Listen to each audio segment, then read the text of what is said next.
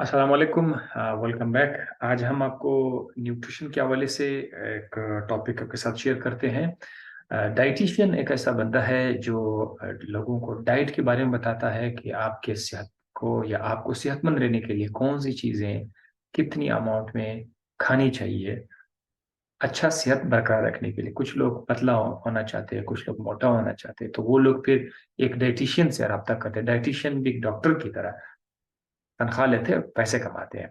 तो उस हवाले से चूंकि विटामिन पे बात चल रही है, तो ये कुछ टर्म्स हैं जो मैं आपके साथ आज शेयर करना चाहूँगा। DRI है, RDA है, UL है, EAR है, ये सारी चीज़ें मैं शेयर करता हूँ। और डेफिनेटली इंग्लिश लैंग्वेज में भी इस वीडियो को मैं रिकॉर्ड करता हूँ, इस टॉपिक को। तो चलो शुरू करते हैं। सबसे पहले हम आते हैं यहाँ पर। एक छोटा सा पिक्चर है, अगर यहाँ पर देखिए।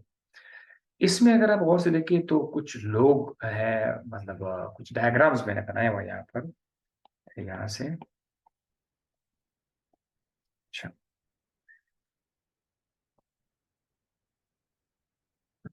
फिर अपना ये पेन एक्टिवेट करता हूँ। पेन एक्टिवेट करने के लिए राइट। सो यहाँ से अब आप देखें, ये बहुत सारे लोग हैं। इन सबको क्या चाहिए? इन सबको न्यूट्रिशन चाहिए। तो न्यूट्रिशन में आपको पता है मिनरल्स है, विटामिन भी उसका एक हिस्सा है, और बहुत सारी चीजें हैं जो हमारे खुराक का हिस्सा है। ये तमाम के तमाम लोगों को क्या चाहिए? दे नीड न्यूट्रिएंट्स, खास अमाउंट में। ये जो खास अमाउंट है ना, ये बहुत ज्यादा लाजमी है, क्योंकि सेहत को बरकरार रखने के लिए चीजों को एक खास अमाउंट में रहना चाहिए। अब देखो पानी कितना इंपॉर्टेंट है, लेकिन यही पानी अगर ज्यादा पिया जाए तो ये नुकसान है। हालांकि अगर नॉर्मल तरीके से पिया जाए तो बहुत ज्यादा फायदा है, विटामिन भी इस तरह से फायदे हैं, लेकिन अगर ओवर हो जाए तो नुकसान है। तो सूटेबल अमाउंट में हमें न्यूट्रिशन चाहिए, खुराक हमें सूटेबल अमाउंट में चाहिए। इसके लिए एक बाकायदा एक कमेटी होती है, राइट। लोगों का बना हुआ कमेटी होता है, हर इलाके का, हर शहर का, जो डिटरमाइन करते हैं कि इस इलाके के लोगों को ये न्यूट्रिशन कितना चाहिए। तो फिर वो लोग क्या करते हैं, एक खास अमाउंट फिक्स कर लेते हैं कि भाई इस चीज का इतना अमाउंट जो है वो आप खा सकते हैं, दिन में, एक दिन में, 2 दिन में, हफ्ते में, इस तरह से वगैरह। तो सबसे पहला जो है जो लफ्ज है वो है डाइटरी रेफरेंस इनटेक, DRI। ये क्या चीज है? Dietary reference intakes. ये इस्टीमेट्स है। जब आप तज्जिया लगाते हैं ना कि इतना सा इतना अगर हो जाए, ये फलाना चीज अगर इतने से इतना हो जाए, इसको बोलते हैं एस्टिमेट्स। तो ये तमाम के तमाम एस्टिमेट्स हैं, या फिर किसी भी न्यूट्रिएंट की अमाउंट है जो एक सेहतमंद जिंदगी गुजारने के लिए काफी होती है। तो वो जो एस्टिमेट्स हैं, उन एस्टिमेट्स को डाइटरी रेफरेंस इंटेक्स कहा जाता है, DRIs।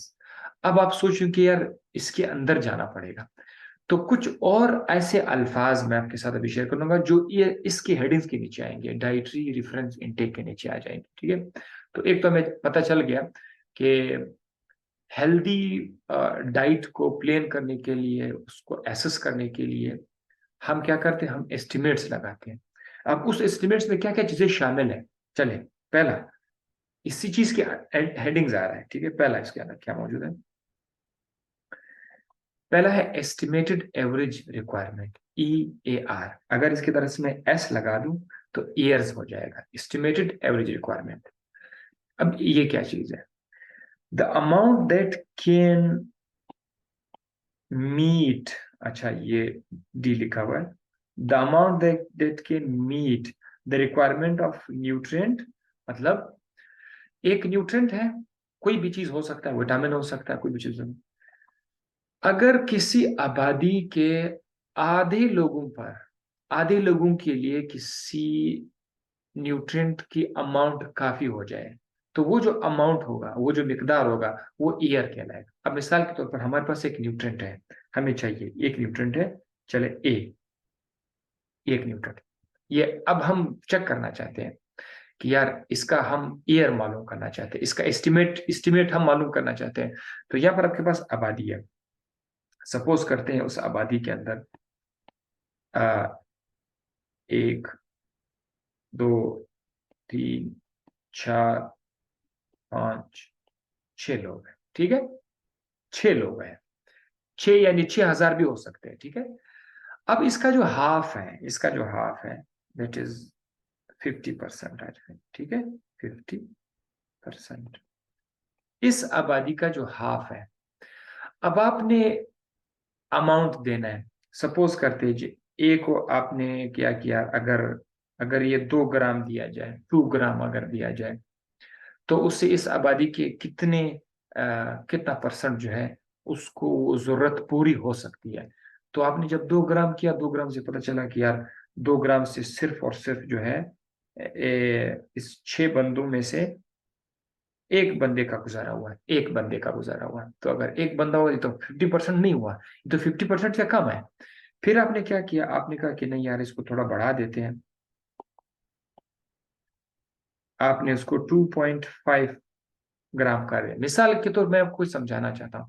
जब आपने 2.5 ग्राम कर दिया तो उस आबादी का जो था वो 40% ने जो है रिक्वायरमेंट पूरी कर दी। 40% लोगों का, आबादी के अंदर जो 40% लोग हैं, सिर्फ उनकी रिक्वायरमेंट पूरी हो गई 2.5 ग्राम से, मतलब उनका सेहत ठीक रहा। तो अब भी ये जो 2.5 ग्राम है ये EAR नहीं है। हम इस अमाउंट को मजीद आगे लेके जाते हैं। चलो सपोज करते हैं हमने उसको 2.9 ग्राम कर दिया। जब हमने 2.9 ग्राम कर दिया, तब आबादी का जो आधा हिस्सा है, यानी यहाँ पर जो 6 में से 3 लोग हैं, इनका सेहत की जो रिक्वायरमेंट है इस चीज को लेने की, वो पूरी हो गई। तो अब ये जो 2.9 ग्राम है, इसने चूंकि आबादी का हाफ ऑफ द पॉपुलेशन उनकी रिक्वायरमेंट पूरी कर दी, तो ये जो 2.9 ग्राम है, ये आपका EAR है। किस चीज के लिए EAR है? ए के लिए। ए आपका एक न्यूट्रिएंट है, कुछ भी हो सकता है, ये vitamin A, vitamin B, vitamin C, कुछ भी, कोई दूसरा भी न्यूट्रिएंट हो सकता है। तो इस तरह से हम तखमीना लगाते हैं, गैस लगाते हैं कि भाई इस चीज का एयर इतना है, तो ये एयर हुआ। इसी तरह खुराक के हवाले से और भी बहुत सारी चीजों का एयर आप निकाल सकते हैं। तो ये तो हुआ एयर। अच्छा, उसके बाद क्या है, रिकमेंडेड डाइटरी अलाउंस। अच्छा, जब आप विटामिन पढ़ते हैं तो विटामिन में ये लफ्ज बार बार आता रहता है, RDRA, ठीक है। Recommended dietary allowances, RDA।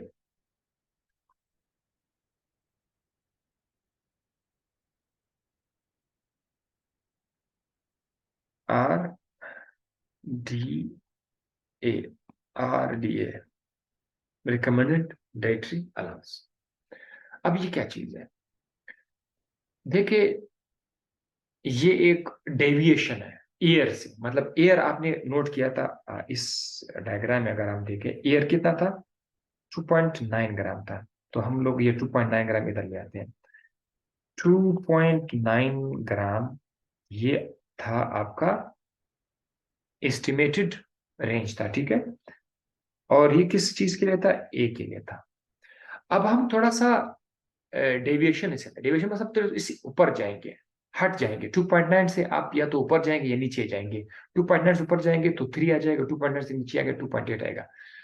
अब ईयर से थोड़ा ऊपर आप डिविएट करो, ईयर से थोड़ा सा ऊपर डिविएट करो, स्टैंडर्ड तरीके से, मयारी तरीके से अगर आप डिविएट करेंगे, 1 या 2 आप डिविएट करें, तो 2.9 से आप 3 पे जाएगा, या 3.1 पे आप अगर आप आ जाओगे। ये जो आपने डेविएशन कर दिया ईयर से थोड़ा सा जो आप ऊपर चले गए, अब ये जो 3.1 ग्राम है, 3.1 ग्राम, 2 वैल्यूज आप ऊपर चले गए। ये जो 3.1 ग्राम है, ये आपका रिकमेंडेड डाइटरी अलाउंसेस है, रिकमेंड डाइटरी अलाउंसेस है। तो अब ये रिकमेंड कर सकते हैं कि यार अब आप ये ले सकते हैं। रिकमेंड वो तो एक एस्टिमेट था ना, वो तो एक अंदाजा था जो EAR था। अब ये रिकमेंड कर सकते, चलो आप ले सकते हैं, ओके फाइन, ये आप 3.1 ग्राम में आप ले सकते हैं। तो इसी तरह हर चीज का आप RDA मालूम कर सकते हैं। अगर अगर किसी न्यूट्रेंट का एयर, सपोज करते हैं हम एक और चीज लाते हैं, बी लाते हैं, कोई और न्यूट्रेंट है बी, उसका एयर है 1.5 ग्राम, एयर उसका 1.5 ग्राम है, तो आप उसको स्टैंडर्ड तरीके से दो दुगना आप थोड़ा सा ऊपर उठा लेते हैं, इसको होता है 1.7 ग्राम कर लेंगे। तो जब आप ये डेविएट करके एयर से ऊपर चले जाते हैं तो ये आपका आर डी ए आएगा। तो इस तरह हम लोग आर डी ए, आपने देखा होगा विटामिन का आर डी ए इस तरह इतना इतना, इसका आर डी ए इतना है, तो वो हम इस तरह से फाइंड करते हैं। अच्छा, अब कभी कभी ऐसा होता है कि बाज न्यूट्रिएंट्स के साथ एक्सपेरिमेंट का जो डेटा हमें मिलता है वो काफी नहीं होता। मतलब एक्सपेरिमेंट से आप जो मालूमात हासिल कर सकते हैं वो काफी नहीं होता उस चीज की एग्जैक्ट क्वांटिटी फाइंड करने के लिए। तजर्बात से हम एग्जैक्ट वो नहीं करते, हमारे लिए कुछ प्रॉब्लम्स होते हैं। तो ऐसे केस में जरा इंग्लिश भी देखिए क्या लिख रहे हैं, in case the experimental data is not sufficient. आप तजर्बा कर रहे हैं, आपको जो डेटा मिल रहा है वो काफी नहीं है इस चीज को प्रिडिक्ट करने के लिए। तो फिर हम एक और टर्म की तरफ जाएंगे, एआई। एआई क्या है? Adequate intake. एडिक्वेट इंटेक, तो सबसे पहले मैं बताता हूँ कि ये आता क्यों है। ये असल में आरडीए की जगह आता है, ठीक है, डीआरए, सॉरी डीआरए की जगह आता है। कब आता है? जब एक्सपेरिमेंटल डेटा से मालूमात काफी नहीं हो, फिर आप एआई के एडिक्वेट इंटेक की तरफ जाएंगे। अब ये किस चीज पर बेस करता है? ये जो एआई है ये बेस करता है ऑब्जर्व, जो आपने जस्ट आंखों से देखा या तजर्बा करके आप डिटरमाइन करते हैं, अप्रोक्सीमेट एक अंदाजा आप उठा लेते हैं। तो ये जो अप्रोक्सीमेशन है, एक अंदाजा है। अब आप जिस कोई चीज ऑब्जर्व करते हैं वो जो अंदाजा होगा वो आपका एआई होगा। अब मैं बताता हूँ, इसका एक एग्जांपल है। छोटा जो बच्चा होता है, इन्फेंट, यंग इन्फेंट जो है, वो ऐसा नहीं कर सकता। आप उसको उसको लेट सपोज उसको विटामिन ए चाहिए या उसको विटामिन डी चाहिए, सपोज करते हैं विटामिन डी चाहिए, तो बच्चे पर आप एक्सपेरिमेंट तो नहीं कर सकते। विटामिन डी दे रहे हैं, वो अभी ब्रेस्ट मिल्क फीड कर रहा है, तो एक्सपेरिमेंटली डेटा से हम सेटिस्फाई नहीं हो सकते इस तरह के केस में। तो फिर क्या करें? इस तरह के केस में जो बच्चे को जो न्यूट्रिएंट्स की अमाउंट चाहिए वो हमें कहाँ से? ब्रेस्ट मिल्क से हम अंदाजा करके लगाएं, ठीक है। ये जो मिल्क है, माँ का जो दूध है, उस दूध से हम उसका अंदाजा लगाएंगे कि यार अगर इस बच्चे को दिन में इतना दूध मिले माँ के छाती से, तो फिर ये उस बच्चे को सेहतमंद रख सकता है। तो ऐसे केस में जो दूध का टाइमिंग और दूध आप डिटरमाइन करते हैं वो फिर किस में आ जाएगा? आई ए आई में आ जाएगा, ठीक है, वो ए आई में आ जाएगा। तो ये ए आई इस केस के लिए था, ठीक है, जो कि एक्सपेरिमेंट से नहीं हो सकता, फिर हम ए आई की तरफ जाते हैं। और याद रखिएगा कि आपका जो ए आई है ये किस चीज के जगह पर आया? ये डी आर ए की जगह पर आया, ठीक है, डी आर ए, जो हमने यहां पर पढ़ा था, आर डी ए, सॉरी, फिर से होगा R D A, this is R D A, recommended dietary allowances. अच्छा, अब finally food and nutrition board. ये बोर्ड लोगों का एक बोर्ड है, जिस तरह आप पेपर देते हैं तो बोर्ड है, लोग वहां पर बैठे होते हैं, पुलिस्तान बोर्ड है, सिंध बोर्ड है। बाकायदा हर सूबे में, हर शहर में खुराक और न्यूट्रिशन के लिए एक बोर्ड होता है जो डिटरमाइन करता है कि किस चीज को कितने अमाउंट में लेना है। ये जो आज आपने एयर सुना था, right, air, A I, R D A, ये सब के सब ये फूड एंड न्यूट्रिशन डिटरमाइन करते हैं। अब फूड एंड न्यूट्रिशन कमेटी के सामने ये चीज आ गई। अब फूड एंड न्यूट्रिशन क्या करते हैं? एक आखिरी चीज वो लोग डिटरमाइन करते हैं, वो क्या है? Upper limit values. Upper limit values, UL, upper limit values. Upper limit क्या है? किसी भी न्यूट्रिएंट की वो क्वांटिटी, वो मैक्सिमम ज्यादा से ज्यादा क्वांटिटी जिसको इंसानी जिस्म बर्दाश्त कर सकता है, बर्दाश्त कर सकता है, उस क्वांटिटी को अपर लिमिट वैल्यू कहेंगे। तो हम अपना एग्जांपल वापस उठाते हैं, ए। अगर आपको याद हो, ए हमने कितना अमाउंट में लिया था?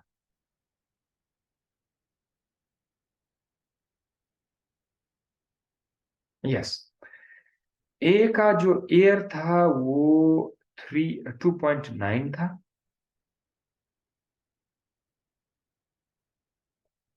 2.9, 2.9 इसका एयर था, एक न्यूट्रेंट है। फिर आपने उसका रिकमेंडेड डाइटरी अलाउंसेस आपने उसका चेक किया, आरडीए वो आपने कर दिया 3.1 ग्राम, राइट। अब 3.1 ग्राम क्या ये बस फिक्स है? क्या हम इससे आगे और नहीं जा सकते हैं? अगर हम इस अमाउंट को थोड़ा ज्यादा कर लें, सपोज अगर इसको 3.1 से लेकर अगर हम 3.9 पे ले आए तो क्या होगा? 3.9 ग्राम हो सकता है 3.9 ग्राम पे नुकसान नहीं हो। तो इस तरह करते करते हम 3.9 से और आगे जाएंगे, 4 तक जाएंगे, 4.0 तक जाएंगे, और हमने देखा कि 4.0 पर ये चीज हार्मफुल हो गया, नुकसानदा हो गया 4.0 पर। 4 पॉइंट नीचे से 3.9, ये मैक्सिमम अमाउंट है 3.9 ग्राम, जिसको इंसानी सेहत बर्दाश्त कर सकता है, नुकसान नहीं है। तो ये जो 3.9 ग्राम है, ये आपका यूएल है, अपर लिमिट है। सो एक न्यूट्रिएंट के लिए हमने 3 वैल्यू सेट कर दी, ठीक है। पहली जो वैल्यू है वो एयर है, वो एक एस्टिमेट है कि 2.9 एस्टिमेट है। फिर हमने उसको एक 2 दर्जे स्टैंडर्ड तरीके से बढ़ाया, 3.1 ग्राम कर दिया, और अपर लिमिट का कर दिया 3.9 ग्राम। 3.9 ग्राम से आगे आप नहीं जा सकते, अगर आप जाएंगे तो वो आपको नुकसान देंगे।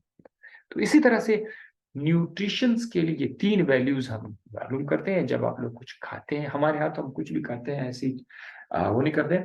सो ये हर चीज को खाने के लिए इस तरह का एक तरतीब होता है कि उनकी अपनी वैल्यूज होती है, उस वैल्यूज से देखकर खाने पड़ते हैं, इस्तेमाल करने पड़ते हैं। तो आई होप आपको ये वीडियो पसंद आ गया होगा। इंशाल्लाह आपसे मुलाकात होगी नेक्स्ट वीडियो में, तब तक के लिए अपना ख्याल रखेगा। अल्लाह हाफिज।